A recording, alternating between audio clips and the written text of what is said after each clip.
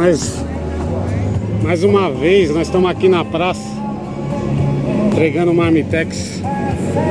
Já vimos alguns pessoal ali. Aqui tem para árvore de Natal. As pessoas perguntaram para mim se eu não canso.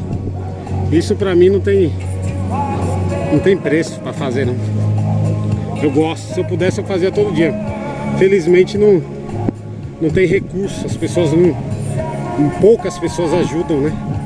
Mas isso é outro caso. Eu vou entregar ali os meninos, os marmitex, pro pessoal morador de rua, estão chegando ali. Vou dar uma mostrada aqui na praça para vocês. É os pessoal que tem precisado da ajuda. Então pra mim não é peso algum fazer. Se eu pudesse fazia todo dia. Mas infelizmente poucas pessoas ajudam. Quase nada. Pra você ter uma ideia, eu tenho quase 1.400, 1.600 pessoas no Facebook. 4 ajudam. Mas esse daí, vamos em frente. Vou me deslocar até eles. Tô com a caixa nas costas. E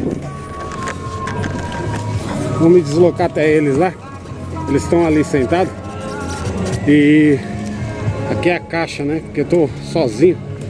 E aí, meu amado, tudo bom? Tudo bem, filho? Sou o pastor Regis, quem me lembra de mim aí? Não.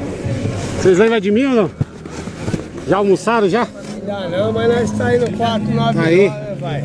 E aí, cadê o pessoal? Tudo bem, filho? Tudo bem com você? E o pessoal? Cadê o pessoal? Só tá eles aqui, só... Só restou nós, porque quem não é cabelo avulso. Tem um rapaz ali. É. Oi. Dá um toque lá, filho, pra nós. Deus abençoe. Então é isso aí.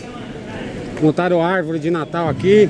Tá aí o Neymar. O Neymar tá. Ele é o pânico da praça, o Neymar. Samba, dança, tá.